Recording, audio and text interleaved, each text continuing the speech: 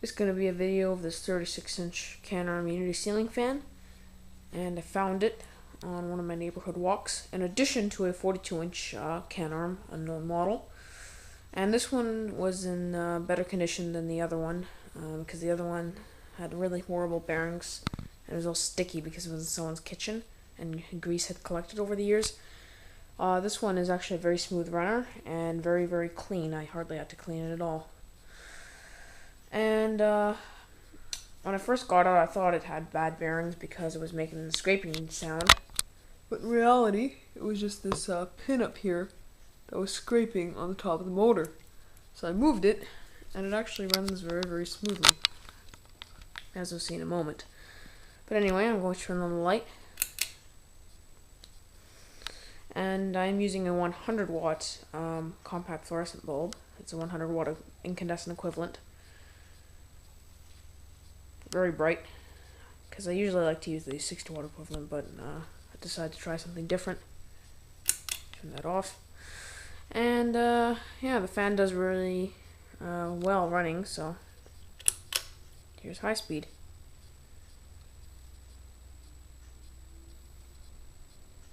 The blades are not perfectly balanced, so it does wobble a little bit, but that's not really too much of a concern.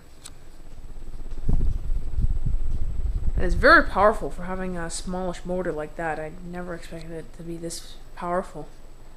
It's blowing a very good amount of air. Right, here's medium. Again, also blowing a fairly decent amount of air. And low. Even low is moving a good amount of air, you know. Just an overall good air moving fan. Right, off. Slow it down.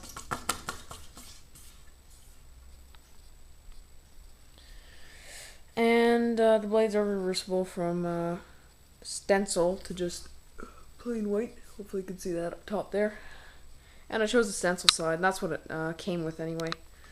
And what's surprising to me is this fan is from 2004.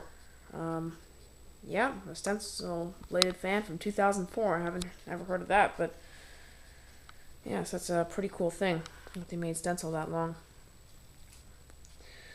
Another unusual feature about this fan is that it's downrod mount only. I mean, not too many fans that were made around that period were downrod mount only.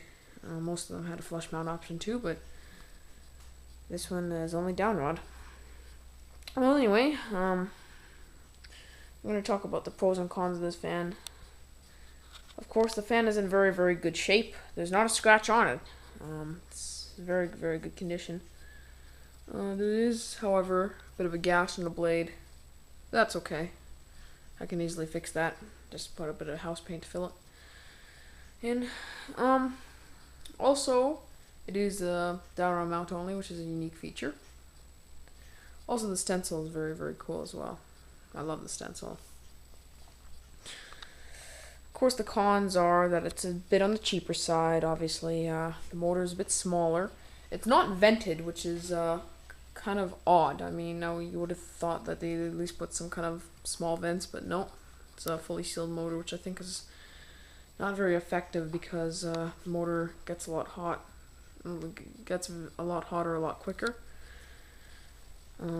Yeah, I'd have to give this fan a ranking of, I would have to say a good 4 stars, which I was never expecting to say this when I first found this fan, but once I saw how well it ran and just the shape it was in, it's a very, very nice fan.